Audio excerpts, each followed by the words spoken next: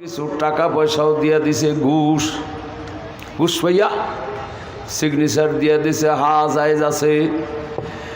বাদশাহ ফতুয়ার কাগজ পকেটে লইয়া জল্লাদকে হুকুম দিছে, জল্লাদ তাড়াতাড়ি সারো, আমি কিন্তু অস্থির, একে জব দাও, এর পেট ফাড়িয়া পিত্তি বাহির করে আমার গায়ে মেখে দাও, আমি রোগ থেকে সেবা পাই।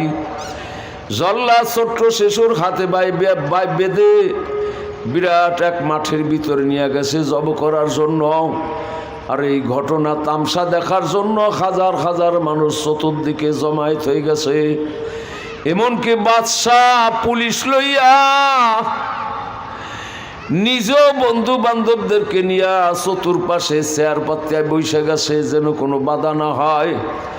এরই মাঝখানে ছোট্ট শিশুর ঘাড়ের পরে জল্লাদ তরবারি ধরছে, এখনই শিরচ্ছেদ হবে।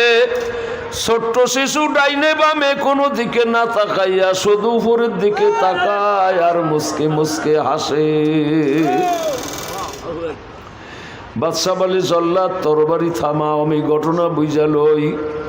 ওগো বৎস, এখন তো তোমার হাসার সময় না, এখন হলো তোমার কাদার সময়।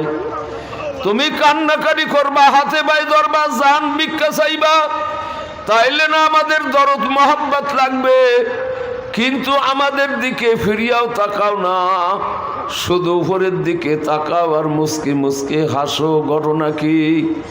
ছোট্ট শিশু বলে, বাচ্চা গো, আপনার কাজ আপনি করেন, আমার কাজ আমি করি, আপনার হাসা কাদার কোনো প্রশ্নই করার দরকার নাই।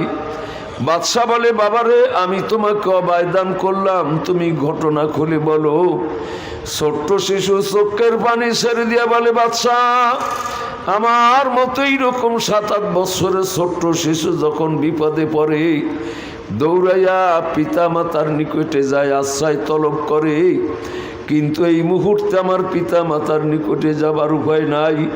কেননা ইতিপূর্বেই তো আমার পিতা মাতায় 2 লক্ষ টাকা পেয়ে আমাকে বিক্রি দিয়া দেয়।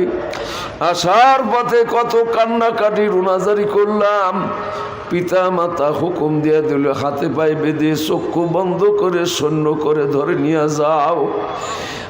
আমার পিতা মাতার সম্মুখে আপনার লোকজনেরা আমাকে হাতে বাঁধলো, পায়ে বাঁধলো, চক্ষু বন্ধ করে সৈন্য করে ধরে নিয়ে আসলো। আমার পিতা মাতার দিলে একটু মায়া লাগলো না। ওগো বাদশাহ, আমি কাজীর কোর্টে মামলা দায়ের করব, সেই সুযোগও আমার নাই। কেননা ইতিপূর্বেই তো আমাকে জব করার জন্য কাজীর কোর্ট থেকে রায় বা ফতোয়া নিয়ে আসছেন। ওগো বাদশাহ, আমি স্বয়ং বাদশার কাছে নালিশ জানাইব, সেই সুযোগটুকু আমার নাই। কেননা আপনি তো নিজেই আমাকে জব করার হুকুম করতেছেন, পিতা মাতার নিকটে আশ্রয় নিবার সুযোগ নাই, বাদশা কাজীর কোর্টে মামলা দায়ের করার সুযোগ নাই, বাদশার দরবারও একটু নালিশ জানাইবার সুযোগ নাই। এখন দেখি এই তামাম জগতে আমার একমাত্র মাওলা ছাড়া আর কেহ নাই।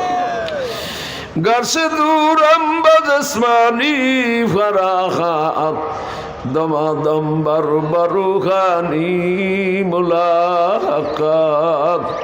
ওগো বাদশাহ, যদিও দেখেন শারীরিকভাবে জিসমানি ভাবে আমার দেহ শরীর থেকে আমার মওলাই অনেক দূরে, কিন্তু